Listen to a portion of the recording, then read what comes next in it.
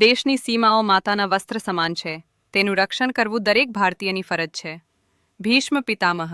નમસ્કાર દર્શક મિત્રો, સરહદ ન્યૂઝ ચેનલમાં આપનું સ્વાગત છે. હું અનિતા ગોસ્વામી.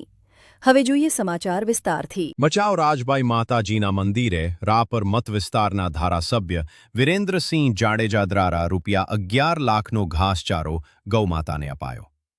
શ્રી રાજબાઈ માતાજીના મંદિર મધ્યે ગૌશાળામાં ભચાઉ ગામની તથા આજુબાજુના વિસ્તારની ગૌમાતાઓને નિરણ માટે આપણા રાપર વિધાનસભાના ધારાસભ્ય અને કચ્છ જિલ્લા રાજપૂત ક્ષત્રિય સમાજ પ્રમુખ શ્રી વિરેન્દ્રસિંહ બહાદુરસિંહ જાડેજાના પરિવાર દ્વારા ₹11 લાખના ગૌમાતાને નિરણ માટે અનુદાન આપવામાં આવેલ, જેનું શુભ શરૂઆત માનનીય વિરેન્દ્રસિંહ બહાદુરસિંહ જાડેજા બાપુના વરદ હસ્તે કરવામાં આવ્યું. આ પ્રસંગે સૌ ગૌભક્તો અને રાજકીય તથા સામાજિક આગેવાનો, હોદ્દેદારો, પદાધિકારીઓ, વેપારીઓ, શૈક્ષણિક અને સામાજિક સંસ્થાઓના હોદ્દેદારો, રાજબાઈ માતાજીના સૌ ભક્તગણ ઉપસ્થિત રહ્યા હતા.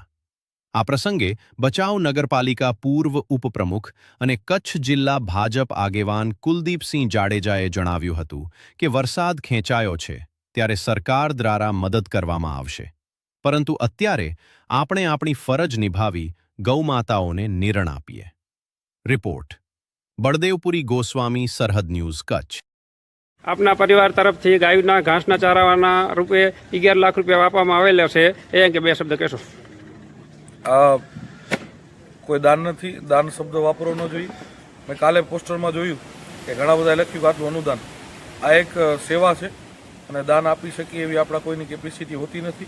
આ બધું કંઈક માતાજીના આશીર્વાદ હોય અને માતાજીએ આપેલી આપણને પ્રેરણા હોય. તો આ ગૌ માતાના ચરણોમાં એક અમારા પરિવાર તરફથી એક સેવા છે અને બસ માતાજી સેવા સ્વીકારે. અને ખાસ આજે બધાએ ભેગા કોઈ કાર્યક્રમ આવા વિષયમાં કરવાનો હોય એવું હોતું નથી, કારણ કે અમે ક્યારેય આવા કોઈ સેવાકીય કામ હોય એનું કાર્યક્રમ કરવો એવું નથી હોતું. પણ આનાથી પ્રેરાઈને, કારણ કે વરસાદ ખેંચાણો હોય અને હજી પણ લગભગ 20-25 દિવસ વરસાદ ખેંચાય એવું ઘણા હવામાન નિષ્ણાતો કહી રહ્યા છે. તો આપણે માતાજીની પણ પ્રાર્થના કરી કે વહેલી તકે વરસાદ આવી જાય અને દુષ્કાળ જેવી પરિસ્થિતિઓ ન બને. અને આપણી ભારતીય જનતા પાર્ટીની સરકાર પણ આમાં ચારાની વ્યવસ્થા બધું કરવાની છે.